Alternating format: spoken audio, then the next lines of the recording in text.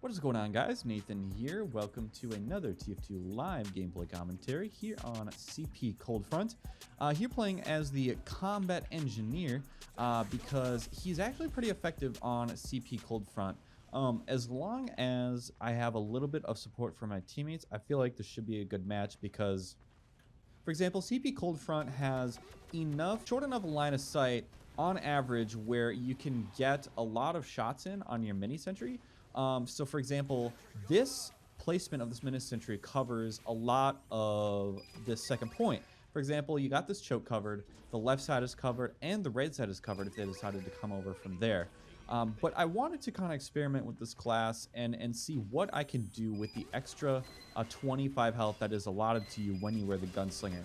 I've been playing a lot of Big Earner Spy recently, and that has actually been really difficult because Big Earner Spy only allows you, it is a very cloak-centric loadout because I'm running the L'Étranger, the Big Earner, which expands your cloak pool, and then the default cloak, so you can pick up ammo and kind of indefinitely be full of cloak. And so that loadout really depends on being kind of in the shadows because you're just so squishy with that lack of that extra 25 health. Now, when you run the combat engineer, it's the other way around, where I just kind of want to see like how effective, how much more survivability do I have in combat with the extra 25 health, because I found that the Big Earner Spy is pretty inconsistent just because it is so unforgiving in terms of when you make a mistake, just because you have so little health, you get destroyed immediately. Like, your wiggle room is so small when it comes to making mistakes or being noticed when you should not be noticed. Ah, shoot, unfortunately, that scout was able to get on the point super quickly there. Here, I am somehow top fragging. I'm not really sure how that happened because I just joined this server, but yeah. So I'm a big fan of combat engineer because once you combine the health of the sentry with your own health and the fact that you can kind of use the sentry as cover, and if you actually kind of use the pistol to snipe from afar, the mini sentry combat engineer combo is always useful. I feel like I always have pretty consistent gameplays as the combat engineer, and I think I'm going to go ahead and just build that. And unfortunately, the soldier did take the ammo, which I thought that I walked over it immediately before the soldier, but we are going to defend at this point, it looks like, because at this point this other engineer is running the gunslinger as well, and I think a double mini sentry is actually a pretty good start to holding the second point, given the fact that we got so like handily kind of defeated last round. I feel like it's actually better to set up on the second point and not immediately rush for center. This engineer, if he was smart, would actually be upgrading his dispenser. I'm not really sure why he's choosing to upgrade this one. But anyway, so the reason why I kind of talk about Big Earner Spy is that I've actually been playing a lot of Spy, trying to get a little better at playing Spy. And when you play Big Earner Spy, it's very apparent at how reliant you are on kind of your own stealth and your own movement bailing you out of situations, because Big Earner Spy, again, only allows you 100 health. And so when you switch to combat engineer, it's a very different change in tactics. It's kind of the same mentality behind switching between Pharah and Widowmaker in Overwatch. It's just that when they're both DPS classes, but it is so oh shoot. Darn it. Okay, well, at least I didn't die from the pyro, so I can kind of build another sentry there. They're very disposable, which is like what is so amazing about mini sentries. But so when you switch between Big Earner Spy and combat engie, it's just that their playstyles are very different, and it's really nice to inflict that like really big change on the enemy. Makes it a little bit harder to adapt to that change, because, for example, you know, if you can be as flexible as possible, TF2 doesn't really have a penalty for switching classes like Overwatch does. You don't have an ultimate that you can lose, and so I find that going between those two classes is actually a very effective way to. Oh, I got a knockhead headshot here! Holy Toledo, man! I'm like pinned down with that sniper, although I don't want to get. Oh gosh! Okay, so I don't have a mini sentry up, so I'm gonna build that. Get more health. This is definitely kind of the dispenser that I want to fall back on. Although, okay, so I don't think this medic is actually a spy. I'm not for certain, but I don't think spies can actually disguise as a medic with Uber charge. So if I do see the medic with the Uber charge, that will always be a friendly medic, which is good news. But yeah, TF2's been pretty fun recently. I've been having a good amount of fun, even though it is one of those older games. For some reason, TF2 is still around. I'm always impressed at how the player base is kind of stuck to this game. It does help tremendously that the game is free to play and that there is like absolutely zero paywall to playing TF2. Oh gosh, that is a demo, and so it is much better to defend around the corner here. It's a lot harder for the demo to hit me because I can just kind of hit that to go a little faster. Make sure we got some coverage on the left side here. But this is the exact kind of spot you want to be in as Combat NG, because was able to get a level 3 dispenser with the help of the other engineer there, and so all I have to do really is set up a telly, and I can actually power this up to level 3 from spawn. So it's turning out to be a very productive match so far. I have about 1200 damage going 4 and 2, but that 4 and 2 actually was, I think, from the prior round at this point. So Coldfront, yeah, Coldfront is a pretty strong map for Combat Engineer as well. There's just tons of areas we can get coverage. I would say definitely the most dangerous position for Combat Engineer on Coldfront is the middle point, because snipers are able to headshot you so easily. If you have a sniper with a decent amount of skill on the mouse, can definitely headshot you from the kind of like upper section on the cliff where you tend to hang out there. And I might... So on the left side here, this is the exact... Ooh, okay. Apparently there were some stickies there. Wow, it felt like I just stared down the barrel of death, man. Okay, so that...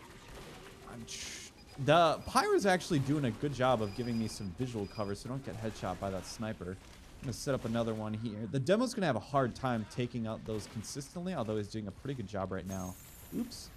But I want to turn it a little bit, and unfortunately, there's just too much spam coming down here for me to actually keep up a sentry.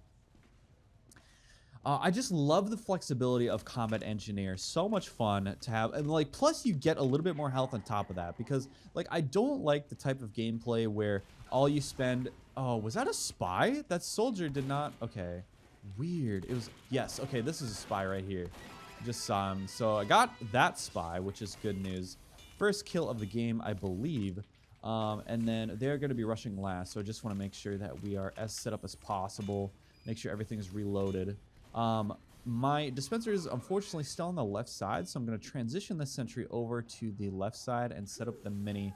Probably still watching over the last point, because it is so easy for scouts to actually just sneak on in there. But it looks like the team is doing a good job of hopping onto second here. And I should be able to heal my dispenser. Yes, which is good news. I have 310 healing, so that's pretty good. It would be nice. Maybe I'll just move it up a little bit so my teammates can actually at least visually see the location of the dispenser to get a little bit more healing there. All right, so we don't need the mini sentry anymore on the last point. So I think, okay, so there is... Shoot, okay, so let's set up mini there. We'll refill here, dispenser there, and then I should be able to get the metal from this to set up a teleporter exit, so we have more, can bring value to our team that way. Man, properly set up engineer is just absolutely so powerful. It's like, I feel like Symmetra was like a half-baked version of the engineer in Overwatch. Because the engineer, like, once he's fully set up, like, we're talking, like, level 3 sentry, level 3 dispenser, level 3 teleporter, the amount of value he brings to the team is probably in like, the top 10% in terms of all classes in Team Fortress 2. So it looks like we're still holding the second point pretty well here. It's been a little uneventful, but it's been hard because the demo has been spamming on my turrets a lot, and it looks like they're kind of moving in. So I think the strategy at this point, I don't want to completely destroy all my buildings by switching to just a normal wrench. So I'm still going to stay on the mini sentry, but I think it's time to move my sentry back a little bit.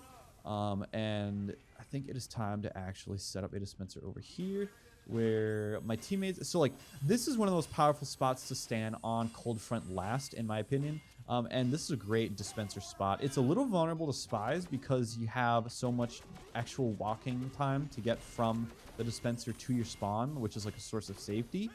But it provides a ton of visual cover, and there's ammo nearby. Just a ton of coverage here. And we do have a level 3 over here, so I think the strategy is to probably place my mini sentry in a little bit more of an aggressive spot, because that will be kind of the first wave defense. Oh, and I got nailed by the Sydney Sleeper, unfortunately. Sydney Sleeper is a pretty good team play weapon, but I gotta say, man, like, if you want to be a serious sniper and for people to take you seriously, you need to be able to get those headshots, which I think is why the Sydney Sleeper is just very rarely used as it is. I'm going to try to get as much damage as I can in that pretty obvious spy. Oh, unfortunately, got backstabbed, man.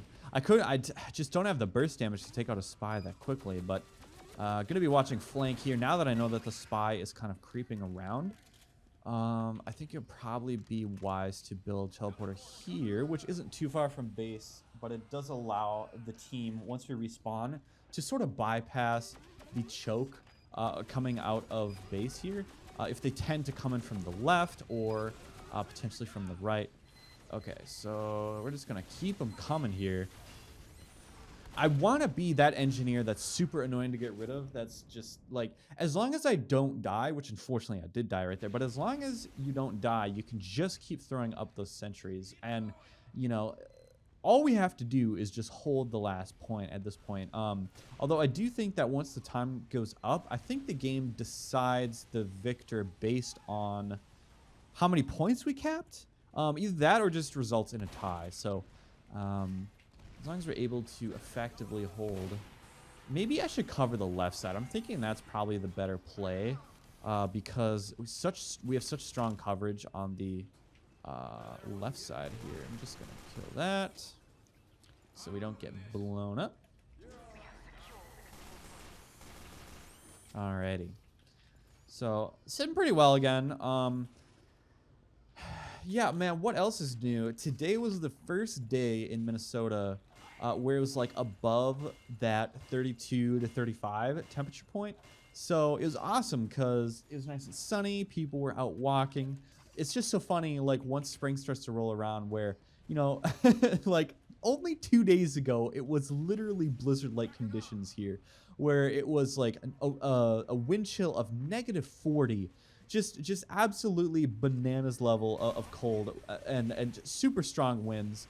And so when it's actually nice and there's sunny and it actually gets above 40 degrees, you see all kinds of people like out for walks, taking their dogs for walks. It's like life in Minnesota everybody comes alive again. And that has been really cool to see this spring, just because I live in a pretty populated area, but it's one of those things where, like, there are people holed up here, and during the summertime you just see them a lot more. But so far, when we actually moved into this area, it was in the wintertime, and so we haven't actually experienced what this area is like when everybody is sort of oot and a boot, to quote a Minnesotan.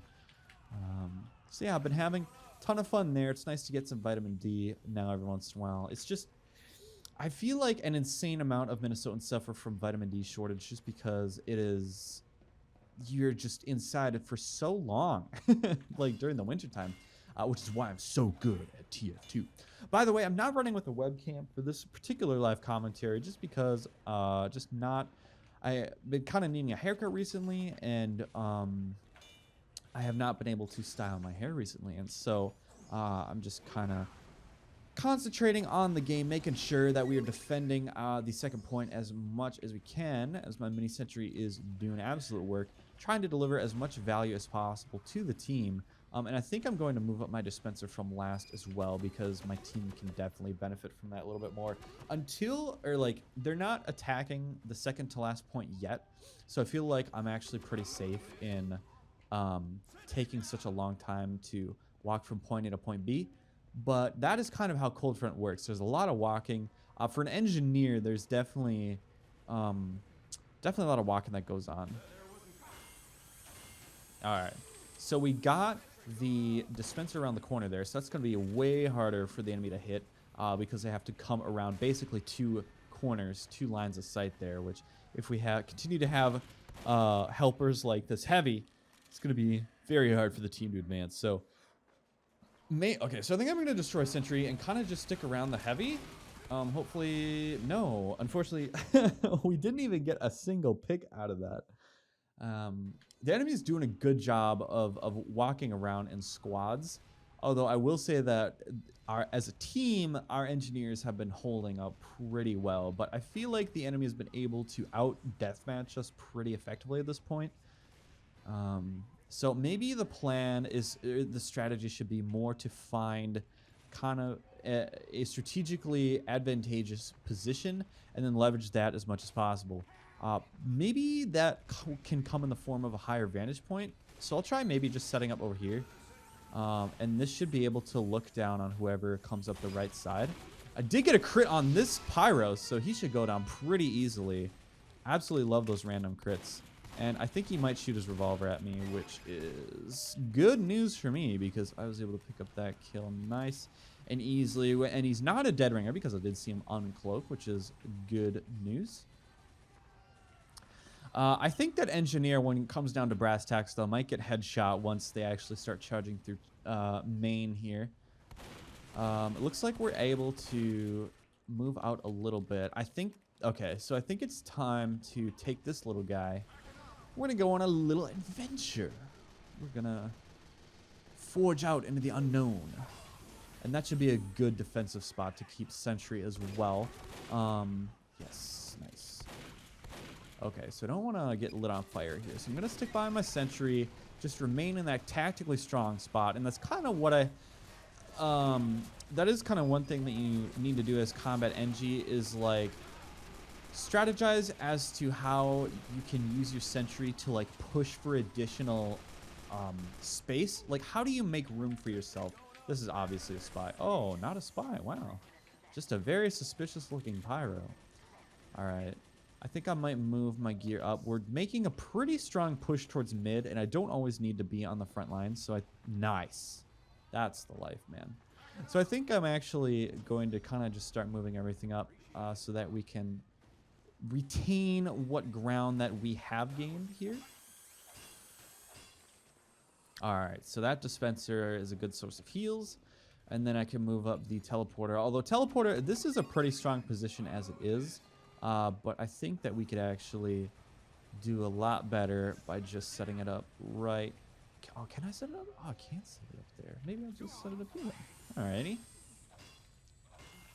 And I did lose the teleporter, so probably just gonna set this up for some coverage. One thing that's cool that you can do as engineer too is use your buildings for cover. For example, here I can watch anybody who happens to come into and try to get more health. And I don't really particularly care if my dispenser is destroyed at this point. And it does allow me to kind of make that quick escape if I need to. And so this is level 2. So now it is a little bit more valuable. So I think I'm going to actually move it over by this engineer and sort of grant him the gift of an additional dispenser. That's what I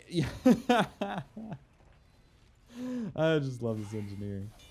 Oh, that taunt is the best. It's like Valve fully recognizes that at some point you just kind of got to sit back as an engineer and say, all right, boys, my job here is done. I am fully kitted, fully geared. Let's have a beer. Let's drink beer while smoking and kill ourselves twice as fast. The taunt can't be that much money either. Now that I have like an actual income, I've kind of been toying around with the idea of buying a couple of cosmetic items in TF2, but we will see, because I feel like cosmetic items retain their value, like not amazingly in TF2, but it's not like it would lose like 50% value or anything ridiculous like that. Plus the scope of what I'd be spending is probably less than like $50, so that is like no big deal. Alrighty, so I think Mini Sentry can actually watch the midsection here while also maintaining a defensive hold at the choke. So I'm going to go for a little bit more long distance engagements here. See if I can nail the scout a couple of times. Move up mini sentry a little more. So right now it'll give me an early alert system for if there is an enemy pushing through middle. And I'm just gonna make another one, man. I could keep putting these up for days, for absolute days. Running 14-5 though so far, so doing pretty well. Got one kill there, and I think I'm gonna do my defensive spot one more time. And I should be able to be close enough to get a little bit more damage on that scout potentially, but I gotta just land my shots here. I'm all out of ammo, and it looks like the demo's out of ammo as well. Although I think I can get one shot by one of his stickies. Nailed the pistol shot. So we're running good. Going 16-5 here with 4.5 thousand damage. So having a good match here on CP Coldfront. Man, what else is new in TF2? This game is so impressive to me. I absolutely love TF2. It's just that it's stayed alive, man, which is so crazy for a game that was really, really big kind of back in like 2012, 2013. I believe it was originally released in 2009. And the fact that it still has such a strong player base, like matchmaking times are still very respectable. Like you can get in a match of, if you select between 10 and 15 potential maps to choose from, you can get into a match in about 20 seconds. So that's been very nice from a quality of life standpoint. And I think I can maybe get some long range damage on these guys. I mean, I got pretty much unlimited pistol ammo at this point. For some reason, Valve gave the engineer 200 rounds of pistol ammunition, which is absolutely insane for 9mm. I mean, like, what is this? Minecraft for how much we're putting in our pockets? Okay, so we're closing in a little bit on the time restriction here. So I have a feeling that they're going to push from the left side, which it appears that's what they're going for. So I'm going to need a little bit more metal regen so I can set up a sentry so we can still have the super wide defense. I'm afraid of the crits coming through, though. This engineer kind of senses it as well. I think I'm going to keep healing up his sentry, though. Okay, stalemate. Good, nice. All right. So we're going to go for one more round here. Just playing some TF2. Having a good time on some keeping it chill on CP Coldfront. Oh, it does look like the... Oh, yeah, okay. So the map is resetting for a moment. We are 2 men down, so I don't know if that might have had a factor on whether we resulted in a stalemate. So I think the strategy for this match, I'm going to try to be a little bit more... and more emphasis on the teleporter, because at least in the very beginning, the ability for those frontline deaths to immediately make it back to the front line is a huge factor in whether you can kind of keep a sustained push going towards the middle point. So I'm going to go ahead and do that. And I think it might be just aggressive enough, pretty aggressive to go right here, because it can easily be taken out by somebody on the... I can be taken out by somebody on the left side there as they come through, but... Wow, 10 people on the point, so they handily take middle point, which is good that we actually did start building behind middle. Yeah, it just feels like with this team, it's a lot harder to out-DM the enemy. It feels like we need to make up that... Oh, gosh. Die! Leave my teleporter alone, man. At least I got the assist. Oh, yeah. So apparently, there's gloom and doom in China right now with, it was actually this week. I found it interesting. It was apparently the number of reported cases of coronavirus going on in China. I think it was like Wednesday. The change from Tuesday to Wednesday was an increase of 10 times the amount of reported cases of coronavirus in China, which is absolutely insane to me. And I think to me it's a strong signal, or just even more reason to believe that the Chinese media will lie to the global public at large in order to best serve their interests, to make it seem as if it's not as much of a crisis as it actually is. Although I will say that the response to the virus now has been a little bit more aggressive. But The United States has only seen, I think as of the day of this recording, only 2 cases of coronavirus, which is a little scary, but, and that's the thing is like, how do you tell?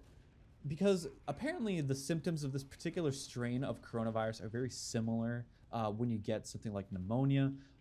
It's pretty much like ticks all of the boxes for what you would have if you had something like pneumonia. And so I don't know exactly how they distinguish between whether it's just like pneumonia or coronavirus. Maybe they just interview you about your recent travels to China or like a certain province and everything. So I don't know exactly how that works.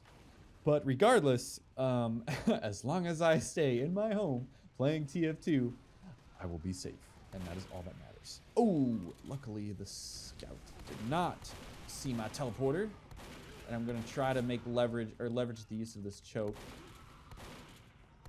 Man, if I could just hit a shot. It has been so bad. I feel like in Overwatch, I can like nail people all the time as Ash. Oh no, I'm not gonna survive. Oh, they're closing in. Oh, that's why he's being so aggressive, because they had so much teammate support. Oh yes, I like this guy. I like P-word. I like that loadout. Got the Manco hat going with a big old cigar, and he hasn't shaved for about 2 weeks. So oh, you know what? I haven't had my mini sentry at all on the front lines this match, so I've not been dealing a ton of damage. All right, let's try to get a little bit of a defense set up for this left side. It should be hard. I mean, this mini sentry should deter the scouts from pushing forward, although they have good demo support behind them, which means that basically all the demo needs to do is like walk in. It's not like the mini sentry will actually stop the progress of the demo, but it will stop the progress of the scouts if I'm there to help defend it. So the best strategy right now is to go back to base, probably assist this other engineer actually in whatever level 3 that he plans on building. And I think I'm just going to keep a dispenser right on the front lines over here. I have full metal here, so I'm just gonna lend whatever assistance I can to this other gibbous engineer. Ooh, and they popped Uber, so I mean, he hasn't been able to kill the level 2 so far, and we were able to deal with those level 2s. Okay, so it's all good right now. I am unfortunately out of metals, so we're gonna have to regen a little bit back here at spawn, and probably heal my dispenser. So I think we're gonna follow same strat as last point, because we've been unable to hold second point. So definitely just kind of want to spread out the damage, cover all angles that the enemy could be coming from. The left side is very popular for popping Uber, just because you can get basically like twice as far to the point as if you're coming through main. So I'm just going to be careful to make sure that I have a sentry at least on the left side there. There's so much coverage on the right side for my other engineer friend. And just as good measure, set up a telly. That way we can really hold this back wall, which means that the enemy has to turn the corner in order to even engage us, which is a good little tactical defense.